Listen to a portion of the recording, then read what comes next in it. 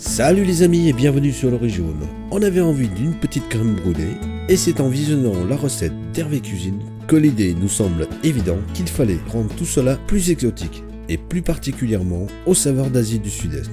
Désolé pour ma petite voix enrhumée, le froid a fait son effet.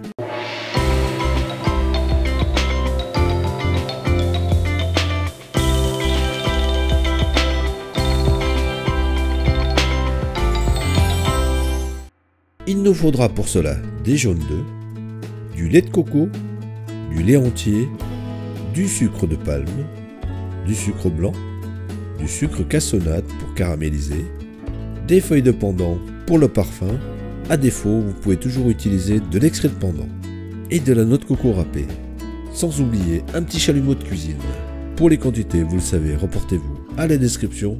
Nous, on y va tout de suite pour la petite préparation. Commençons par râper le morceau de sucre de palme pour pouvoir le dissoudre plus facilement. Mettre à chauffer à feu doux le lait de coco ainsi que le lait. Ajouter le sucre de palme ainsi que les feuilles de pandan. Mélanger 4 petites minutes afin de dissoudre tout le sucre et d'avoir un maximum de parfum avec les feuilles de pandan. Attention, ne surtout pas faire bouillir. Et puis on réserve. Déposez ensuite les jaunes d'œufs dans un cul de poule. Ajoutez le sucre et mélangez l'ensemble en fouettant. Et lorsque celui-ci commence à blanchir, on y ajoute un tiers du mélange lait de coco, sucre de palme. Mélangez quelques secondes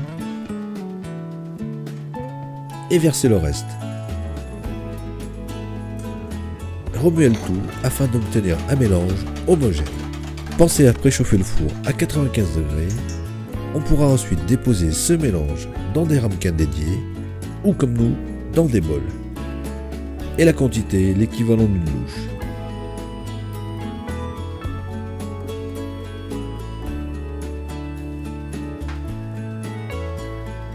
On enfourne le tout pour 1 heure de cuisson à 95 degrés. Dans tous les cas, la température ne doit pas dépasser 100 degrés. Après la cuisson, laissez refroidir et réfrigérer 2 à 3 heures.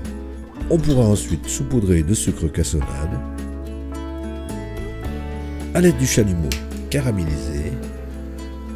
Dans le cas contraire, vous pouvez toujours le caraméliser dans un four position grill.